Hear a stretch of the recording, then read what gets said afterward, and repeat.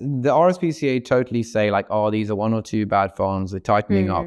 I think it said, actually one of the CEO's statements, Chris Sherwood said, customers can be reassured that they're contributing to better welfare or animal welfare by buying RSPCA Assured. But they're a massive NGO, like among the biggest, and there's serious inertia in these big organizations. They're super establishment, and people move through them. They don't really want to rock the boat. And this has been a really interesting experience trying to push a target like this. When you start off, you can be in really mission-driven organizations, and people get tired out at these big, more conservative NGOs, and it's among the biggest and most conservatives. So, yeah, they're not really them. They're in the game of self-preservation.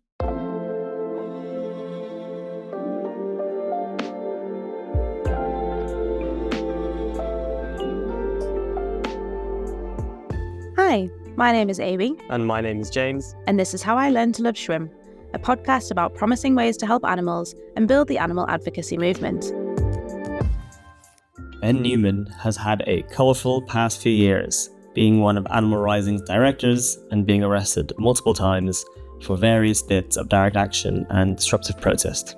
Now, Animal Rising has turned its attention to campaigning against the RSPCA, the world's largest animal charity, for running the RSPCA Assured scheme. This has been quite a divisive campaign within the animal advocacy movement, with some, including myself, having fairly big questions about the effectiveness of this campaign. As such, it's an interview where we try to challenge our guests more than normal, to the point where Amy had to actually tell Ben and I to stop talking over each other. And for context, I used to be one of the directors of Animal Rising, formerly Animal Rebellion, so this is a topic quite close to my heart. Also, Ben and I are good friends, and we've disagreed lots before, so there are no hard feelings afterwards. And one quick request from us, if you could take 30 seconds to review our podcast on Spotify, Apple, or your podcast provider of choice, we'd really appreciate that. It really helps the podcast, and it helps other people find us. Without further ado, hope you enjoy the episode. Hey everyone, today we are joined by Ben Newman, who is the co-director of Animal Rising, formerly known as Animal Rebellion. They've run big direct action campaigns, including rescuing beagles, delaying the world's biggest horse race, temporarily closing the McDonald's distribution network, and other plant-based campaigns across the UK and Europe. Welcome, Ben. Hello. Thanks for having me. Thanks for coming on. This is a blast from my past, because some people might know I was also involved with Animal Rebellion pretty intensely for a couple of years, so it's fun to reminisce and challenge where relevant. The first thing we ask everyone is, what's an animal-related view you've changed your mind on recently, and why? I changed my mind on things almost continuously, which drives me working with me quite annoying. But also because I came into 4 or 5 years ago, I just went to an Animal Rebellion local group meeting. And at the time, it adopted Extinction Rebellion strategy, mass arrest, plant-based food system message, get influence to climate movement, then we win, because they were on the way to winning. And probably since then, we've entirely re-strategized and restructured every single year, which makes us kind of a bit of a freak organization. And we've semi-landed the direct action plane, which I haven't seen any other organization do. What do you mean by that? What do you mean by landed direct action plane? If you look at Extinction Rebellion, very few organizations run this. There was an 18-month period where we had 500 arrests, and it's not sustainable. You can't do that forever.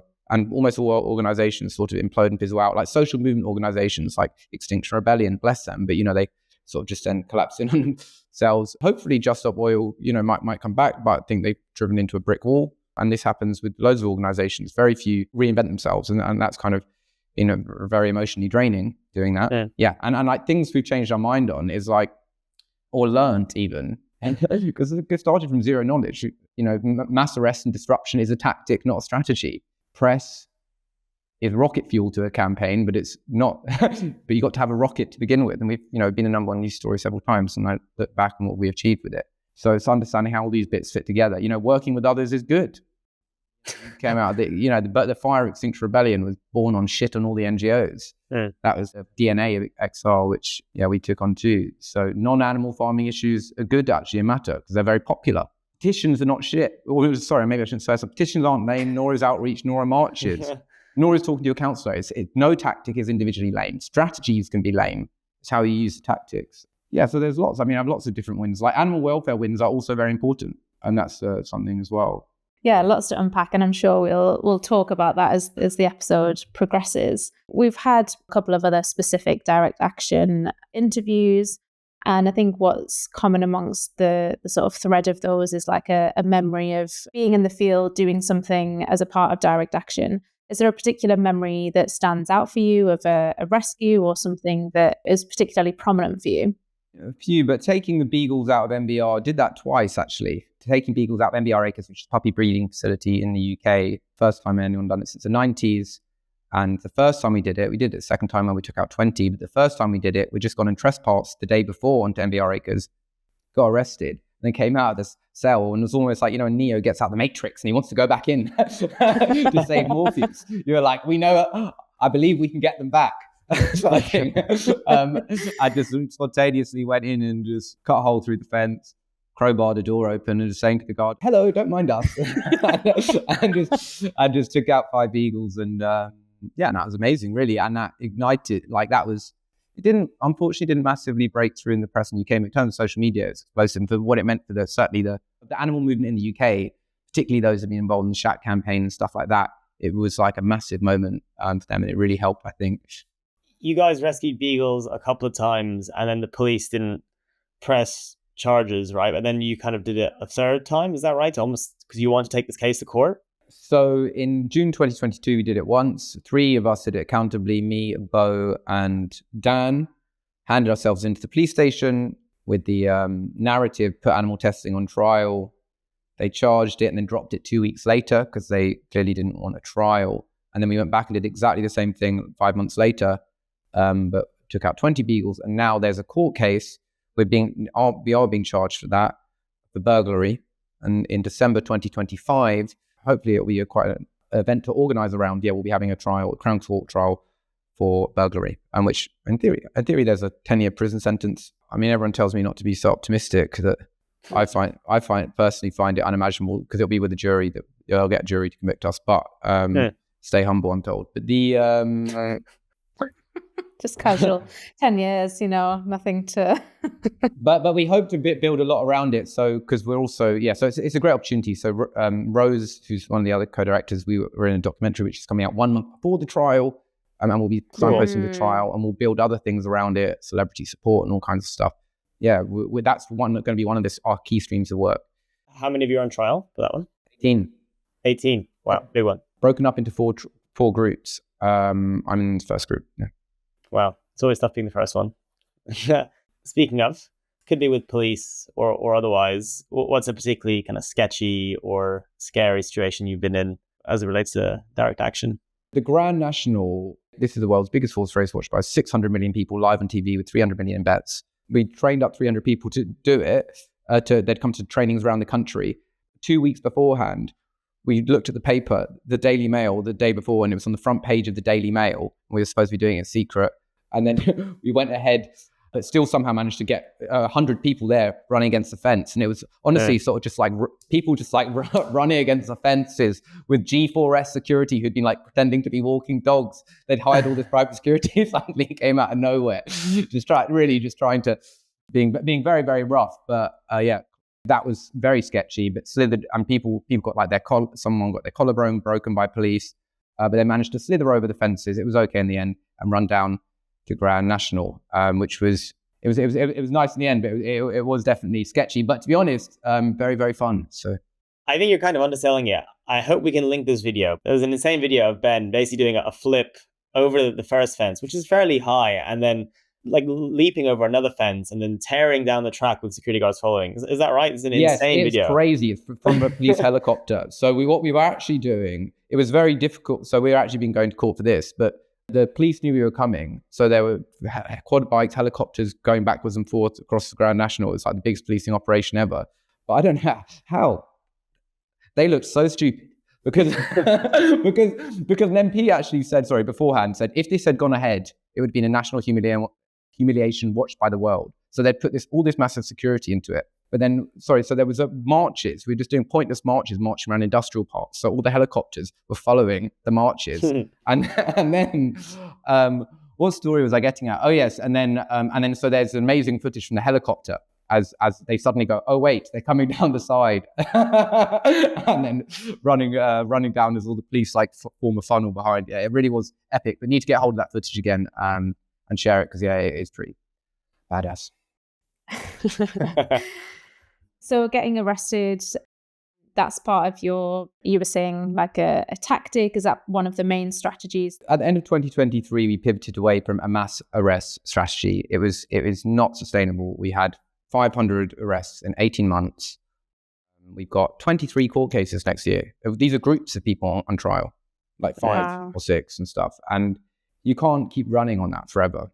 Yeah, so we've certainly slowed down on that. And that's like this year we pivoted. We did mass investigations, always. But it's still a focus on people power, but a reduced focus on arrest. Yeah, we've learned a lot every single year. We're adding components that you can make work together to make a campaign even more effective. But I think there was also a philosophy at the time, which was, this was in the climate movement. You get arrested, there's a backfire effect, and then you win. And that's, for a fringe issue, that's gobbledygooks. You have to have mass public support, really. And that's what we came to the conclusion of, yeah. And when you say it's not sustainable, so from like a people perspective, obviously there's, as you were saying, like it's not sustainable for people to keep doing that, but also I imagine expensive. Are there other components that make it not sustainable that we haven't mentioned? Policing catches up. So I remember Jake Conroy, the cranky vegan from the Shat campaign, once said to us that a direct action campaign has about 4 years in it before the police catch up with you.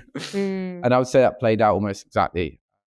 So both in terms of the consequences in court, they've brought in new laws, but more importantly is actually how the laws are interpreted by the judges, how vindictive the judges, where the judges have just gone, we've had enough of this and we're stopping it. But also preemptive policing, where the police actually have real operations and you're having your doors knocked down and all this kind of stuff. So it starts to get like quite hairy. It just starts to not feel that fun, carefree, people power. And also things like the public lose. I think with an initial issue, it's exciting, new, like Just Stop Oil walking on roads, for example. I think initially it was a bit outrageous within Slate Britain, but at least daring and bold. But then over time, it starts to feel cheap. If you run out of ideas and you're just repeating old ones which are disrupting the public, I think that, so there's different components, I think, of the public getting sick of it, and also the press losing interest in it. But the people, what it does to your core team, because you have to lead by example, you know.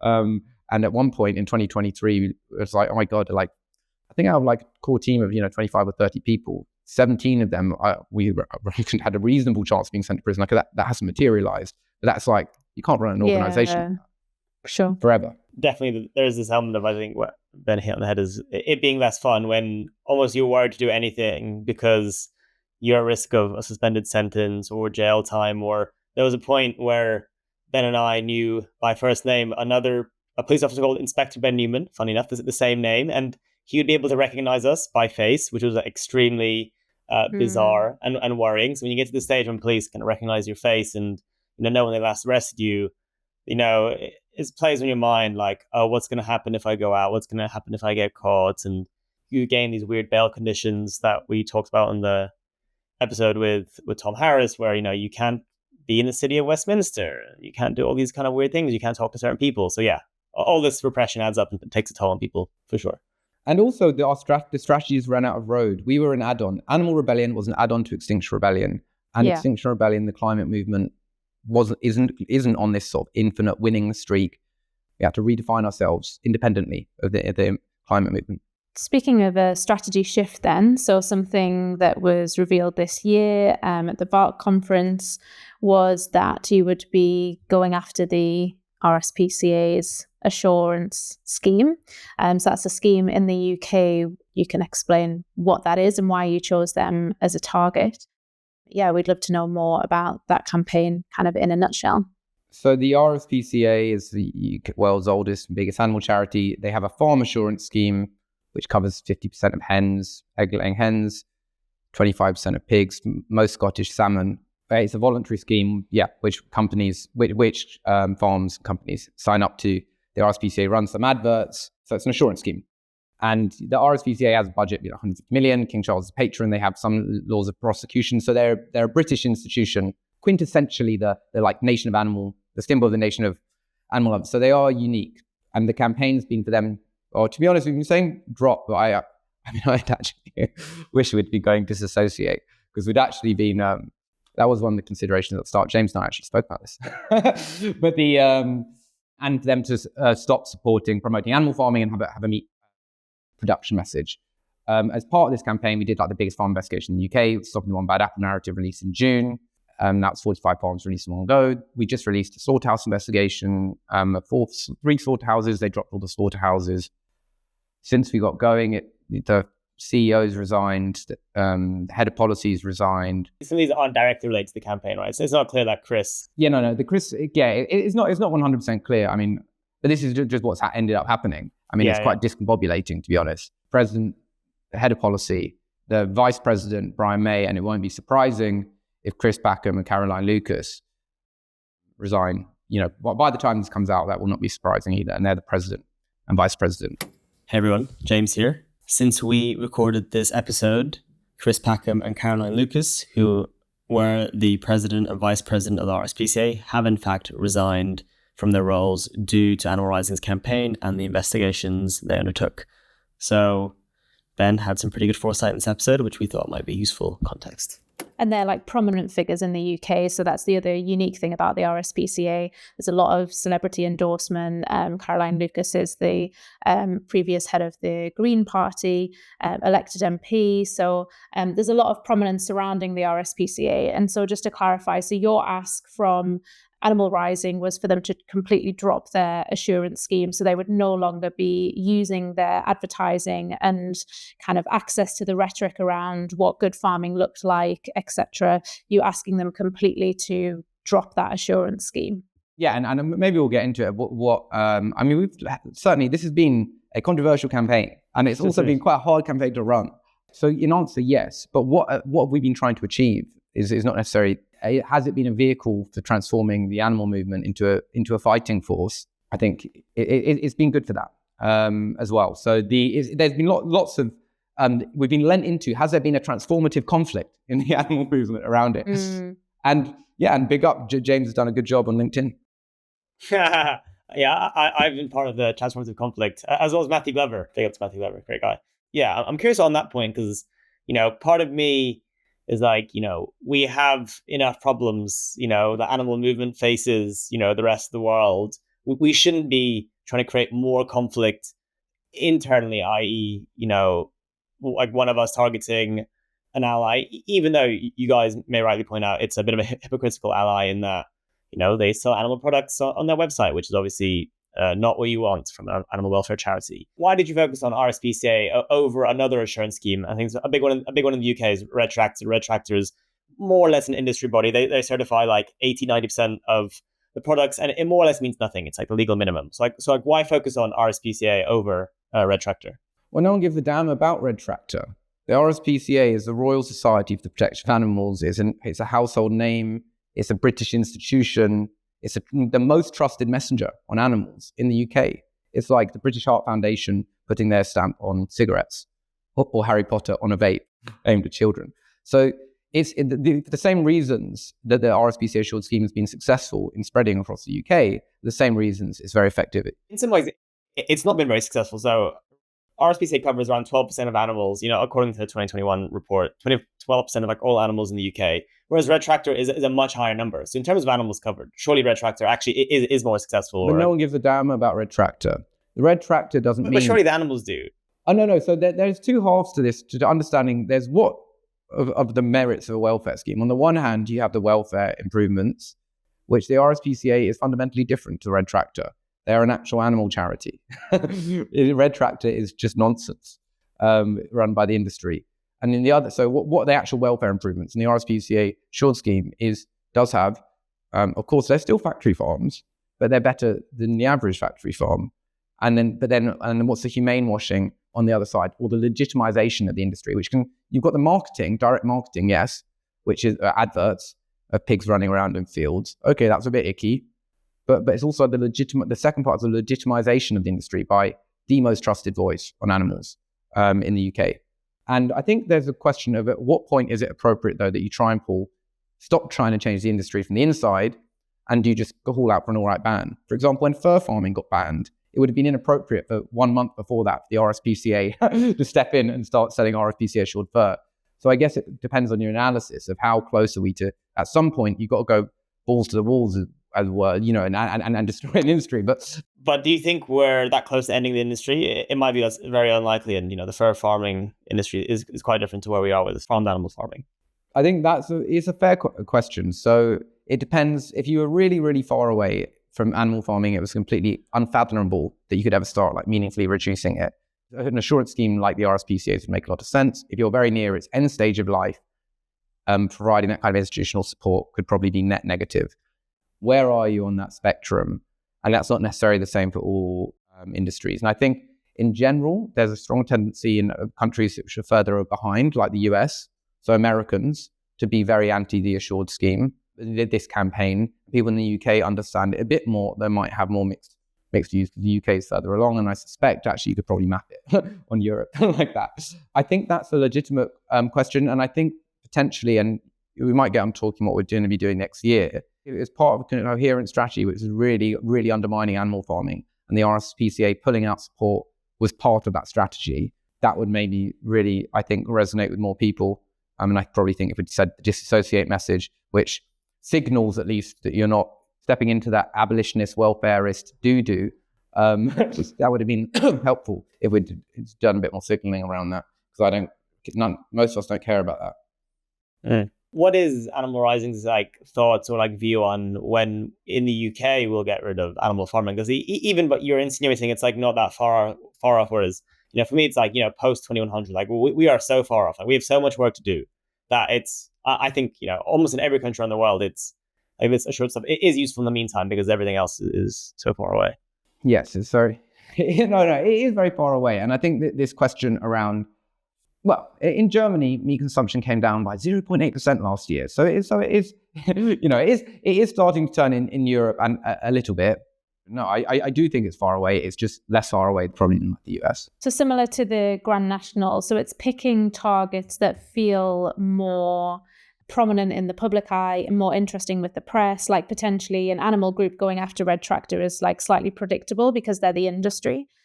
So it feels like that would be a predictable choice. Whereas perhaps in this occasion, it's going after something to highlight the hypocrisy of the RSPCA Assured scheme because of them being a household name to protect animals. So a part of it is not necessarily about, the amount of animals the assurance scheme covers or how many animals will be affected, but about the press pickup and the public opinion of the topic to also just make some noise there. Yes. Is it an issue which people care about? Because we often say that we should be like the weather. The weather is in the news every day because everyone cares about it. The RSPCA actually means something. You can target, you want with the public, we try and target things to people either like the Grand National, McDonald's, we targeted people it's symbolic and also targeted people directly. People are actually watching it. The RSPCA actually means something to people, and we're targeting a British value. And it's if you were to describe the nation of animal lovers or that the cognitive dissonance, the RSPCA symbolizes is a perfect reflection of the cognitive dissonance around animals, obviously. So it actually means something to people, and that's been reflected in. We haven't been on the front page of the Times yet. That was the objective this year. Yeah, but it's been, for example, when we put the Wallace face on the King's portrait, that was the number one news story in the UK and US for 2 hours. It knocked the Conservative manifesto, as in on the live coverage because of the royal link, and it just shows how, because it's the right target, you're able to do that. And then it's happened with celebrity support or notable support when Brian May resigned. That was a brief, a top news story and stuff. So yeah, in terms of that it's obvious if your only interest is getting press. Yeah, sure. Yeah, prominent figures to go against. I think the more legitimacy seems to be am I right in thinking that's one of the key assumptions or things underpinning the campaign? It's that, almost meat consumption or views around how we treat animals in the UK is kind of propped up to a significant extent by the RSPCA, the world's oldest animal charity, saying it's basically okay to eat meat and you can do so in a way that makes you feel totally fine. Is that one of the key assumptions that's underpinning this? And that's the main vehicle to change. If the RSPCA withdrew its support, meat consumption in the UK would go down and people would have this almost reckoning about animals. Yeah, well, yes, in short, obviously. I mean, for me, it seems quite obvious that having the RSPCA, is whether or not there is a good question of, do the negative outweigh, the benefits outweigh the negatives? That's a good question. But it's quite obvious. Having the Royal Society for the Protection of Animals that world's oldest animal charity's logo being on an animal product in a country that calls itself Nation of Animal Lovers, that's very part of British identity, increases consumption. And that's reflected by the price premium. It's reflected by McDonald's using the RSPCA Assured pigs in its advertising, that Marks and Spencer's using its advertising. There is a question of whether or not people buying high welfare meat is just a stepping stone to people cutting out meat, or is actually ends up being a ridge that they hang on, forever. But then I was looking at the RSPCA target them advertising at people who are trying to, it was their two target groups, the people who are cutting down, who want to cut down meat, for example. So that's a suspect that it's people who feel, I want to eat less meat, I feel bad. Oh wait, there's RSPCA Assured. So I mean, for me, that's obvious. I think that there is humane washing and the legitimization aspect. But I think it's a legitimate question. What are your priorities? Do the negatives outweigh the benefits? And I would say, I've discovered through this campaign that there are real animal rights fundamentalists who almost balk at the idea that there's a difference in welfare between a caged hen and a non-caged. I think that makes my skin crawl that people say that.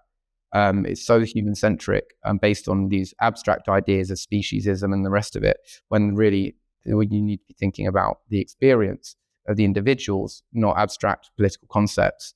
But then also, amazingly, I spoke to someone from Open Philanthropy just before they called and asked not to run the campaign, for example. They say, we don't care about humane washing. So I think a nuanced perspective is, and that's the great thing about this RSPCA campaign. I think it's helped a lot of people develop a nuanced perspective that's required for us to win next year and beyond. I don't know who you spoke to, the person from Open Philanthropy. I suspect they said that they don't care about humane washing. I guess my view on the humane washing stuff is it's already happening whether we like it or not. And the question is, do we rather it kind of happen and the standards are actually better? And I'm on the camp of, I think the RSPCA standards are better than none. They say no fast growing broilers, they say no cages, no crates for pigs, yada, yada, yada. But it's there's loads of, there's people like Red Tractor who are slapping stuff on and saying it's high welfare when it's really not. And there's also things where, there's actually no formal thing. And they just say bred naturally, or just given space. It's what are these literally undefined, unmeasured things? I think people are still going to be whacking this on, regardless of RSPCA. So I guess I'm just unconvinced that, RSPCA Assured is the main driver of humane washing versus every other company in the world. There's definitely truth there. But I'd also highlight there's the two components of the campaign is the individual people, consumer behavior, buyers, and then there's the transformation of an institution. And we're also undergoing a campaign to try and transform the vehicle, the RSPCA. To be honest, we're going to see what happens because we've held them in crisis so long. I mean, the shock doctrine is a brilliant book if anyone hasn't read it. And we're following a strategy of the shock doctrine. If you put an institution under shock for long enough, that they start grasping on alternative solutions. You need to try and make sure your solution is the one on the table. It's funny because that book was in the context adopting neoliberalism and how bad it was for South America. So it's funny using this in a positive way. Anyway, good book, Naomi Klein. Check it out. And that's the case. So just on this, the RSPCA, just to make a small point, it's had campaigns basically, about 10 animal groups have run campaigns on the Assured scheme before, and about the RSPCA in the past. It's quite uncontroversial. That's the funny thing. Americans really didn't get it. In the UK, it's been quite a common, uncontroversial, not as controversial thing, but they'd had lots of campaigns in the past, and they thought, we'd been hearing that they thought, and they would come and they would go.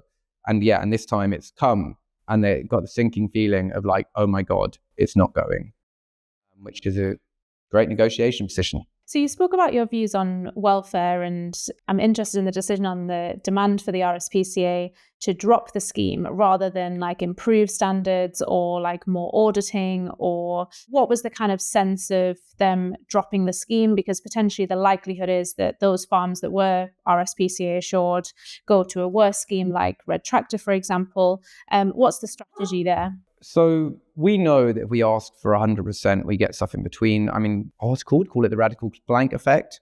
And we've certainly experienced this. We ask for 100% plant-based catering, for example. We get default oat milk on day one. We asked the RSPCA to drop the Assured scheme. I mean, they dropped meat recipes off the website day one. They brought out a report, and they've increased visits from 1 a year to 3 a year visits to farms.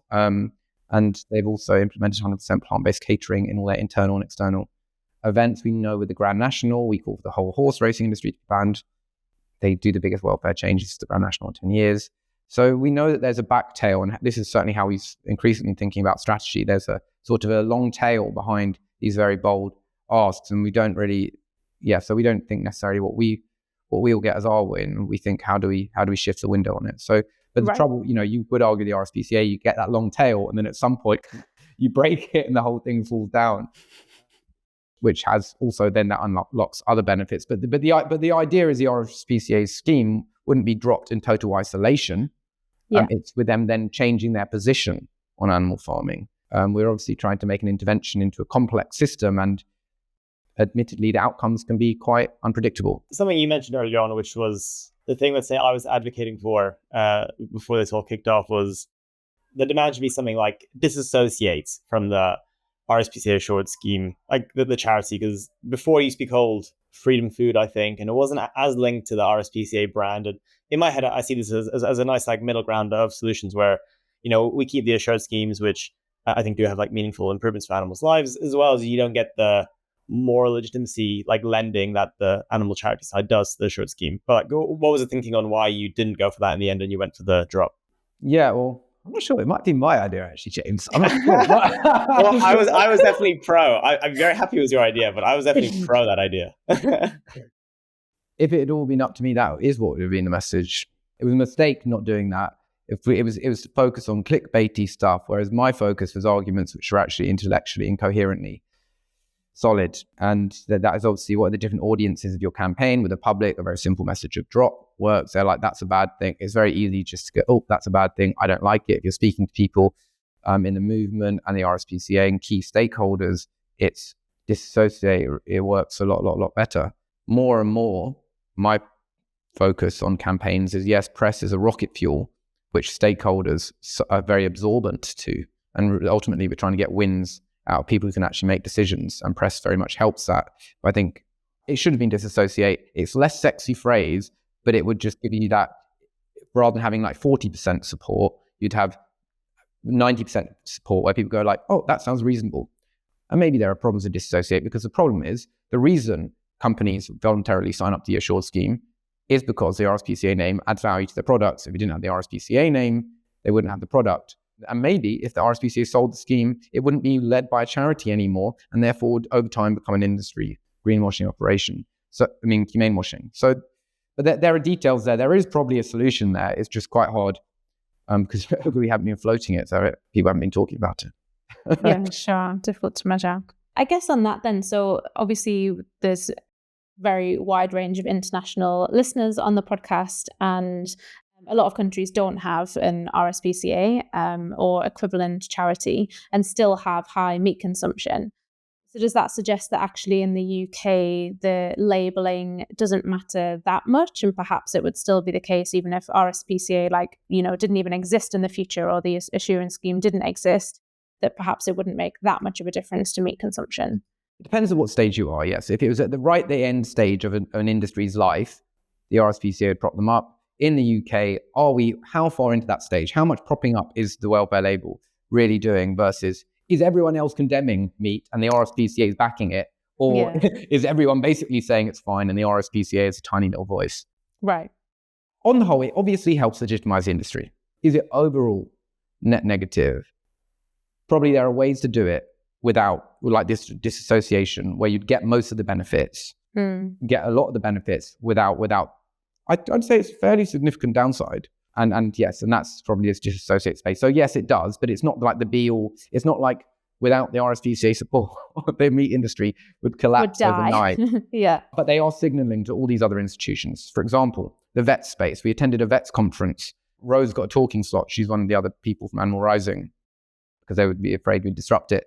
And the vets are very anchored to the RSPCA, the RSPCA Assured scheme, and the vets provide a massive legitimacy. So there are other effects of the RSPCA endorsing animal farming. Yeah, I think that's valid. I saw a LinkedIn post from Rose just a couple of days ago about the RSPCA advertising recipes for Christmas that included like milk and dairy products and eggs. And actually a lot of the responses on there were from vet. I don't know if it's because she like got a lot of friend requests after that particular conference. Yeah, but yeah, it was a lot of like RSPCA justification from people who have on their LinkedIn that they're in some sort of veterinary medicine. It's definitely an interesting conversation when it comes to like propping up that sense of what it actually means to be someone whose job is to protect animals and, you know, stop animals from suffering and help them. So yeah, it's definitely interesting. So when we do a system map of the UK animal system, you know, we draw the vets are a critical. So we've been doing like a bit more of a systems analysis approach, trying to make interventions in these sort of like universities and councils, and the RSPCA is a key node. And the vets, we were previously looking at a project on the vets because they are such a critical node of support for animal agriculture. And there are definitely lots of lines drawn from the RSPCA node and the vets node when we were drawing it out. So that is something in the back of our mind as well. But yeah, I mean, I take all the criticism of the RSPCA campaign. You know, it's not a perfect campaign, but it's been, I think, quite a successful campaign. Just going back to the public opinion as well, I just want to touch on whether you do any like market research or any sense of like consumer behaviors. Do you like conduct anything? You keep saying like it does matter to them, you know, whether it's RSPCA assured or not. Like, is there research or like studies to suggest that is the case, that consumers are concerned about the RSPCA assurance scheme? Have you done any market research or testing to get that information? Well, we were going to do surveys before and afterwards, for example, on the impact on public opinion. We actually made one with James, and I actually made one to shift in opinions from the campaign, but we didn't quite reach. We did this with the Grand National, for example. And then because we actually did shift, it was measurable on a national scale. The RSPCA campaign hasn't yet hit that so we were going to try and track, like, for example, reduced trust in the RSPCA impacting, for example, people's support for meat consumption. So no, we were trying to do a real world experiment there. So no, not on that. There are reports, for example, by, what are they called? Fauna-lytics, on humane washing and labeling. I don't think it really applies. It's basically based on the premise that no one knows what these welfare labels are. And I don't think that actually applies in this case. Because the RSPCA is so prominent, you mean? No. And we had been actually talking about trying to do some stuff for like next year. Always open to being wrong, you know. I didn't know about this research until right now, but I was doing some quick Googling while we were talking. And there is some interesting stuff from YouGov on from 2022 on people's like recognition of UK food standard labels, and the number of people who actually know what the RSPCA is about the same as Red Tractor, and it's a bit less well known compared to like British Lion, which is famous for eggs, and a bit less well known than Fairtrade, yada yada. So it seems like, at least in the survey, which I'll link so people can see, and if you want to see it, that I guess this is the one thing is like I'm just not convinced it's like, you know, the thing that like everyone knows and holds on to is like, I know what this thing is so well, because it's like most humans have such, like most of us shoppers have such like a shallow understanding of like what our food labels actually mean. It's like I actually have no idea what like fair trade actually means for farmers, or what soil association organic actually means for like soil health. You know what I mean? So I assume that is basically true. So when they think of like Red Tractor and RSPCA, they're like, probably similar. I don't know. What do you think? Well, that's not what my mum thinks. When I said that, this is the research. I see. This is high quality. This whole campaign is based off Ben's mum, who's very nice, by the way. I think better. No, but when you were saying you're going to be talking to the RSPCA a while ago, she was like, "Well, I buy RSPCA chicken." So Fauna-lytics did this interesting bit of research on welfare washing, so this is like an experiment they designed with a US audience, obviously a bit different, comparing hypothetical food choices with, certified humane, which is the main certification scheme in the US, with kind of unverified labels. Like I said, people just write humanely certified and it means nothing, and some animal products that have no certification. Some of the things that I took away as being very important is what you said, Ben, is people don't differentiate very well between, what's real and what's not, and how meaningful is it. And another point which I thought was important was people, again, in this hypothetical experiment, didn't purchase more or tried to purchase more animal products when they knew it was like welfare certified. So it wasn't like, oh, this stuff is high quality, therefore I will buy more. It's more like, oh, I'm going to buy the same amount regardless. And it's a question of whether I'll spend it on the slightly more expensive welfare stuff or the cheap stuff. Any thoughts on that, Ben? Maybe particularly the second point we haven't spoke about much before. I don't think people make their meat consumption decisions on the spot in a supermarket, depending on what's there. These are longer running behavior change, which all feed into the big lie of, animals are having nice time on farms. The industry obviously think people do know the Assured scheme because it adds value to a product. They sign up to it in the RSPCA, there's 60% recognition of their brand on that, they say in their marketing material. So I do hear that, but I think it's kind of this model of it's all, people are just making these decisions right there and then. These are deeper cultural beliefs, so I think this is all very interesting. There's nothing like learning a system like trying to break it.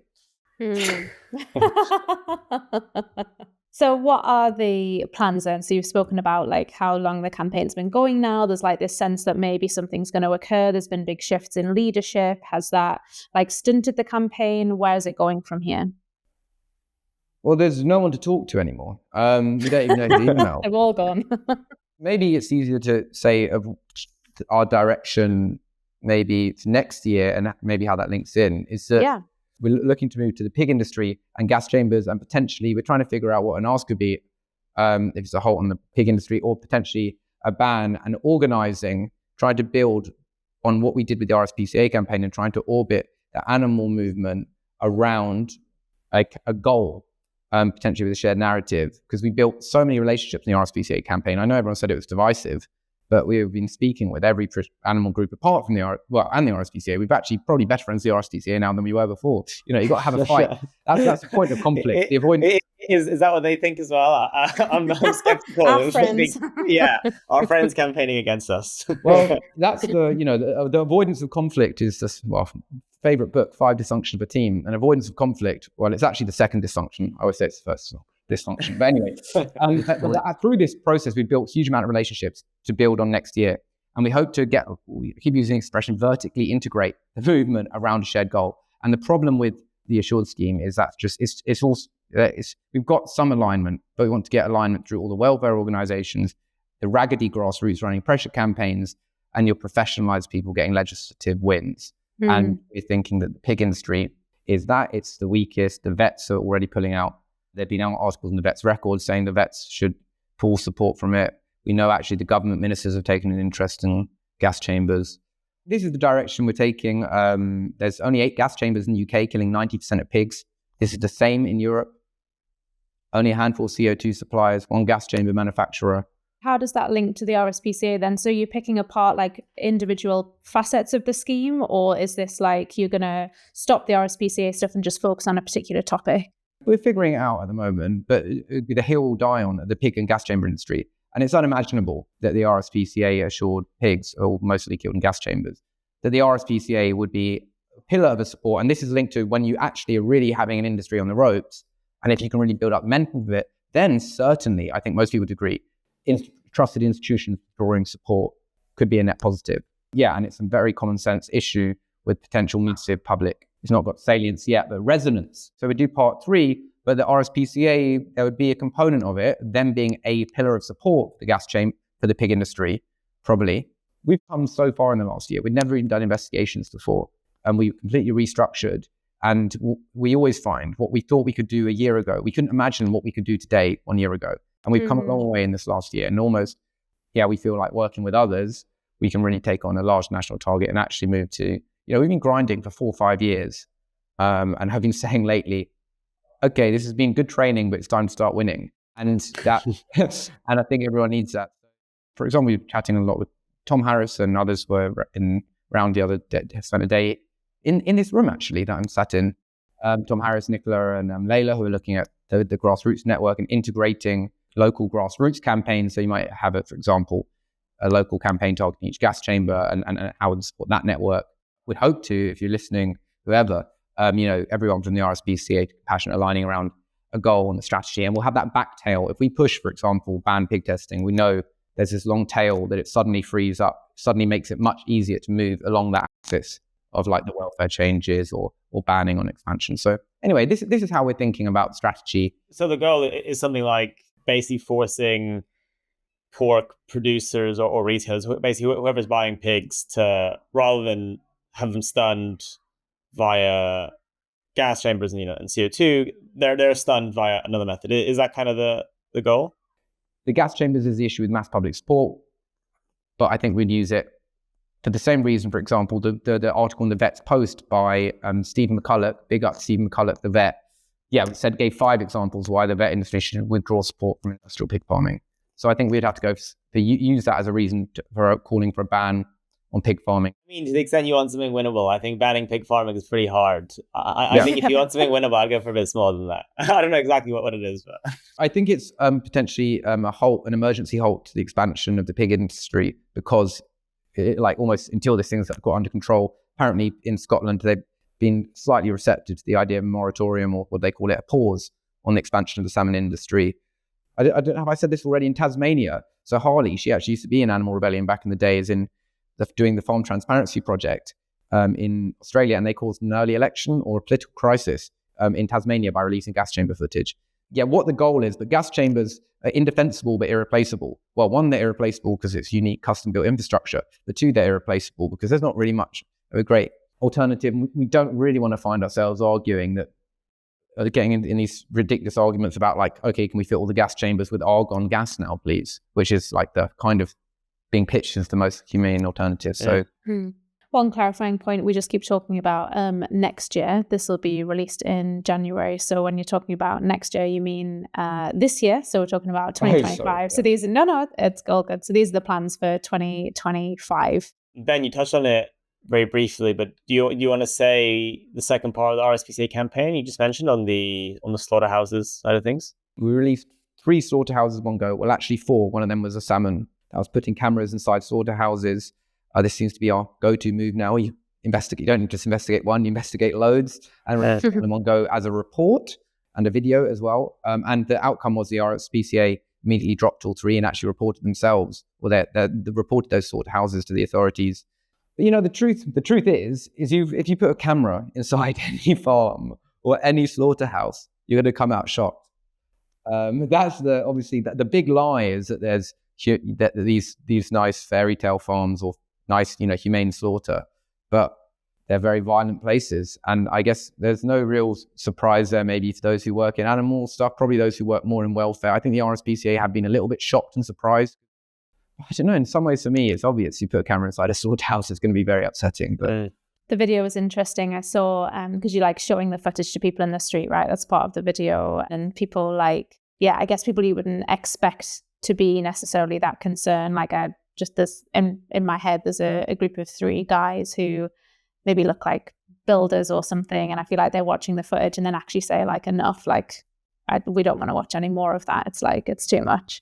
So I feel like that's been an interesting narrative to be not just, all of us in the animal rights space going, yeah, we know it's isn't it terrible, and us feeling that, but actually trying to access a wider public audience who, maybe have never seen anything like that before. I think that the video was powerful. Yeah, and it was quite hard getting people to watch slaughterhouse footage. So we got other people. So Peter Tatchell, the legendary gay rights activist, took part in it, of watching the videos and reacting to it in the video. We had Moby, we had Dale Vince. But sorry, this is a thing on the slaughterhouses. So we actually did something different as well. So we recorded per animal metrics. So bless me, she went through so much slaughterhouse footage. She's an animal rights. Wow. Yeah, it's a lot. But putting numbers, for example, 40%, I think it was, of cows visibly tried to escape before being killed. Over 90% are used electric prod, even though that's banned in the RSPCA Assured scheme. So we recorded metrics in that way as well, just because we're really keen on this one bad apple narrative. It's actually really pervasive. Yeah. So we tried other things as well. So we didn't make enough of this when we released the farms, that these are randomly selected. And then we also provide the raw footage as well for each farm, so people can see what you're actually putting your numbers on, and that you haven't cherry picked for the 3-minute video you make as well. So trying to increase transparency and openness. I think that was one of my biggest disappointments with the RSPCA responses. And actually, we haven't spoken about this, but they publicly responded, or the CEO publicly responded to the campaign. And what I would have really appreciated, and perhaps consumers in the same position, is just an acknowledgement that what had been released and the investigations that had been released weren't okay. And actually that something did need to change. And I feel unfortunately that wasn't acknowledged. It felt quite corporate rhetoric, really, the statement that was released, and not a sort of empathetic look at, okay, there was suffering in there that was not easy to watch, and actually that we need to do something about that. I feel that that was a piece that was kind of missing from their response, I thought. Yes, the RSPCA totally say like, oh, these are 1 or 2 bad farms, they're tightening up. I think it said, actually one of the CEO's statements, Chris Sherwood said, customers can be reassured that they're contributing to better welfare or animal welfare by buying RSPCA Assured. But they're a massive NGO, like among the biggest, and there's serious inertia in these big organizations. They're super establishment, and people move through them. They don't really want to rock the boat. And it's been a really interesting experience trying to push a target like this, because Chris Sherwood, for example, has gone on now, and and I've no problem with him, but good to be the CEO of a children's charity. They're not animal. It's the NGO industrial complex, and a lot of people are moving through, and they don't really want to change things up. When everyone knows when you start off, you can be in really mission-driven organizations, and people get tired out at these big, more conservative NGOs, and it's among the biggest and most conservatives. So yeah, they're not really them. They're in the game of self-preservation. Yeah. So there is obviously a mission-driven component to it, but I think an even bigger component of inertia and self-preservation. You spoke as well about kind of uniting the groups, and at least you feel as though Animal Rising now has maybe better or more thoughtful connections with groups and individuals than previously, just because of choosing such a controversial sort of inside campaign, if you like. And there's definitely been narratives on social media that I've seen, like James, you've definitely been in heated debates on the old LinkedIn. Friendly but heated. Sure. How helpful do you feel like that's been? Maybe this is a question for James, like for our space in the UK to be like igniting those conversations and actually seeing those different points of view, but also I guess the resource input for all of that it's felt like, because it was an inside target, that actually anyone from an animal org is like now voicing their opinion on whether that was the right strategy or tactic or what the approach should have been. Do you think that's like a useful conversation for us to be solidifying or talking about our opinions on that topic in the UK, or is it like a resource that could have been used elsewhere? Yeah, well, first, it was news to me that the RSPCA was part of the animal movement. Absolute shots fired. That's outrageous. They might say the same for you, Ben. But I would actually say this experience has brought, people helped create an identity of where are the boundaries of the animal movement. I think, has it been that resource intensive?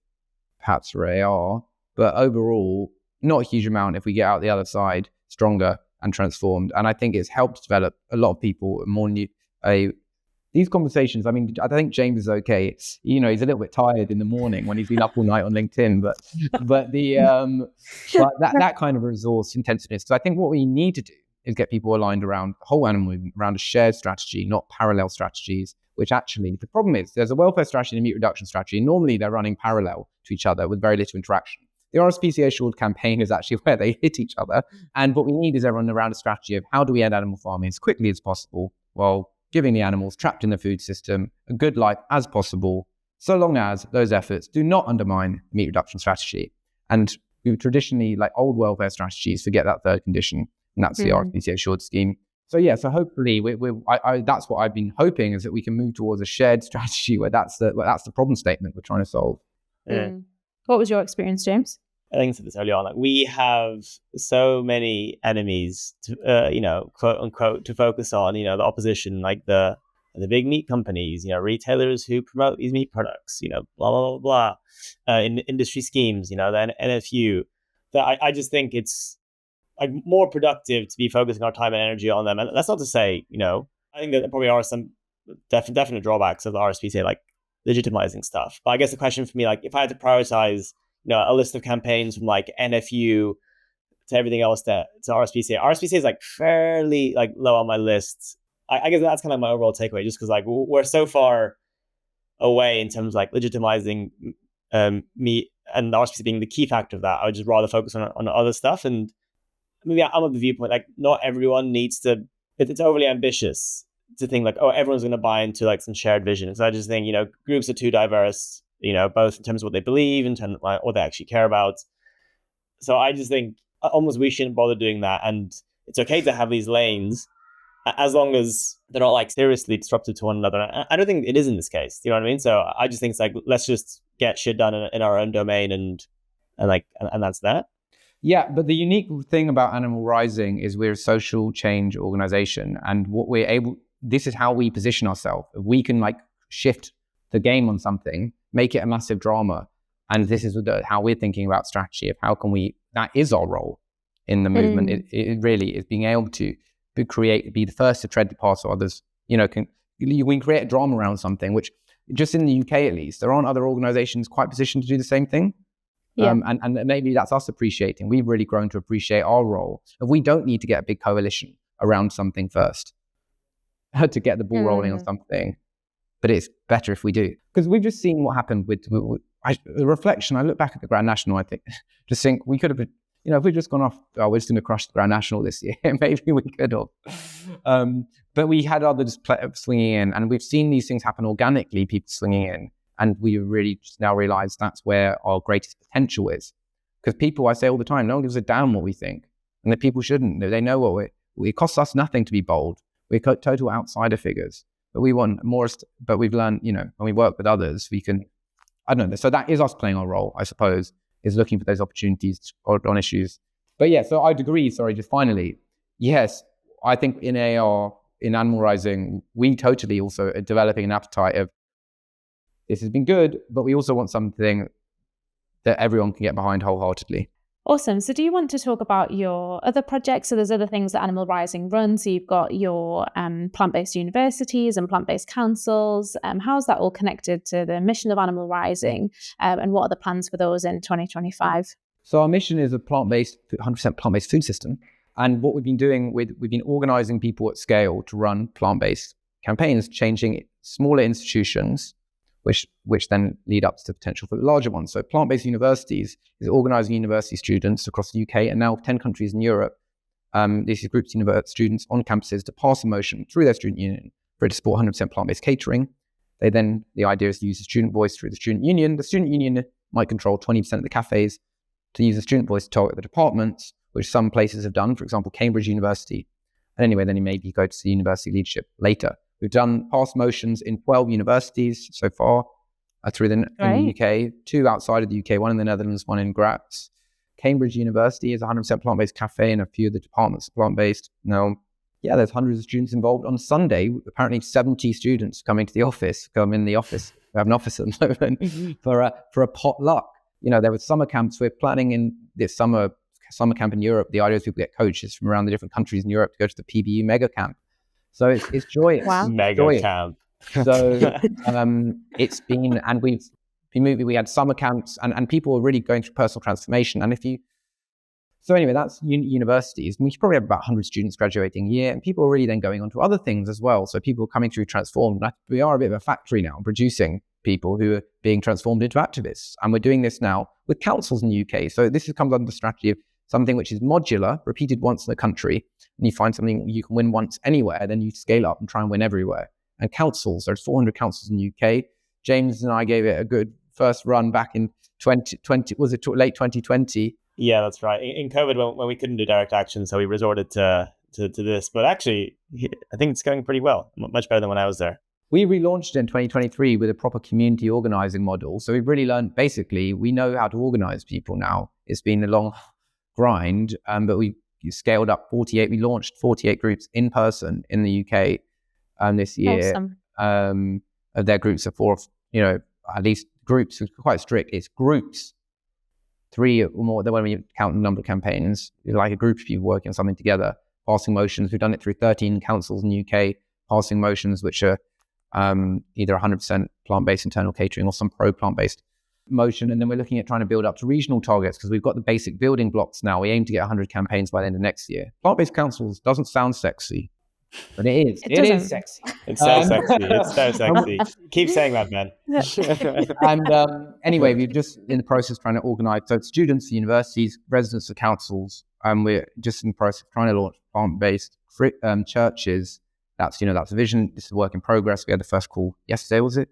Anyway, and then the vision would be organizing school students for schools. And this is cradle to grave activism. So you go to plant-based schools, you then go to plant-based universities, you then go to plant-based councils, and then you go to plant-based churches. I've never heard the word cradle to grave activism. It's insane terminology. Wow, I love that. Wait. But surely you need plant-based retirement homes. Who's working on that? I'm a bit worried. It goes from babies to school to university to death. The Well, grade's pretty quick there. churches is like maybe middle of your Church. life, and then Yeah. you go towards the end. Yeah, and what it's leading to, so loads of people going through these campaigns now, really, I describe these campaigns, what's the goal of them? And we're really just trying to pass motions. I keep describing it. Passing these motions is a vehicle through which we can create personal transformation in people who realize they can change the world. And I often tell this story, but we had a Plant-Based Council's National Training Day the other day, 40 people were there. A woman was there, Z, big up Z. But she, anyway, she said at the end, I didn't realize people were trying to change the world. I believe I can change the world. Oh. It was like being at some sort of American mega church. Yeah, wow. And, this is about design and strategy and how people feel, that we said at the beginning, if you're here to be told by the experts what to do, go home now. If you're here to work together, the door's there. If you're here to work together, for how to, create a better world, stay.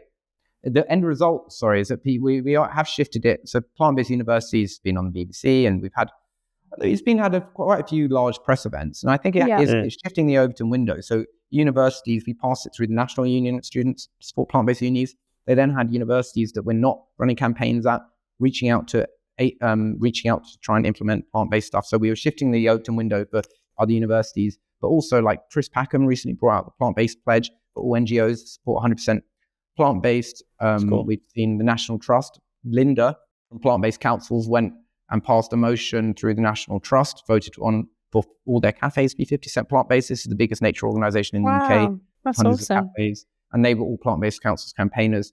So we're giving people the experience of winning, and we hope to scale this up. And we're planning this in different ways to target all different NGOs. And we know lots of NGOs now starting to get that 100% plant-based internal catering. And so it's a great scalable strategy because the idea is to be organised a natural constituency on something that people actually care about. Seems a great place to end on lots of wins. Thanks so much, Ben. I think that's been a really useful unpacking, and I guess maybe slightly different in tone to some previous episodes just because it's a campaign here in the UK. I know James is very passionate on it, and so I think it's been a really helpful... Maybe sound like a huge keyboard warrior. I am in fact a keyboard warrior, but I also had a call with Ben and Dan to discuss my thoughts beforehand, so it's not all keyboard based, I'll have you know. It's good to air this stuff with your friends, so yeah, that's what absolutely. So I'd love to know from you, Ben, just to finish off, so some piece of news that you're excited about recently. Has anything come up that you'd like to share? I actually think plant-based treaty don't get enough shout-outs. They're trying to get a global plant-based treaty. I've just been watching videos of them at COP, and they're getting like Amsterdam to commit to transition their protein from currently it's 40% consumption in the city to be like 60% plant-based or something, the big shifts. And they're starting to get shifts from cities, and they're trying to build up to plant-based treaties. So just seeing them at COP, I think that's like an actual coherent strategy. And in terms of media recommendations to listeners, any books, podcasts, articles? Well, Your Neighbor Kills Puppies. So that's a book by Tom Harris, Shaq. Oh, yeah. It's unbelievable. Forget animal groups, the last people to fly too close to the sun, where they nearly defeated international capitalism, and the state unleashed the full force of the state on them. So I'd definitely say that. Big up Tom Harris and Nicola. But the good strategy, bad strategy, you were actually talking about this with Jesse, I think. That's right. A brilliant book, and how we think about strategy a lot in AR, about things trying to be mutually reinforcing. And it's a bit that I'm sure other people recommend it because everyone's talking about it now, but we were talking about it before. Change, How to Make Big Things Happen. The book, which is about how network theory works and targeting clusters. This is what we're doing with universities and councils. We're trying to crunch clusters and then let it domino effect through the rest of the system. Nice. We'll link all those in the resources as always. Thanks. And last but not least, how can people get involved with the various animal rising campaigns and projects if they're interested? Yeah, I'd say at the moment, the thing to get involved with is not with animal rising. We're orientating ourselves at the moment, but if you're a university student, there's literally, I can't imagine why a vegan university student would not be involved in plant-based universities. If you're anywhere in Europe, you can go onto the plantbaseduniversities.org and sign up. We're actually about to start paid adverts targeting vegan university students on social media, because surely it's a great time. So anyway, if universities should do that, anyone else, and if you're in the UK, sign up for plant-based councils. Awesome. Well, thanks so much again, Ben. Really intriguing episode. I've really enjoyed learning more about the campaign and the work of Animal Rising. So thanks so much for coming on. No worries. Thank you.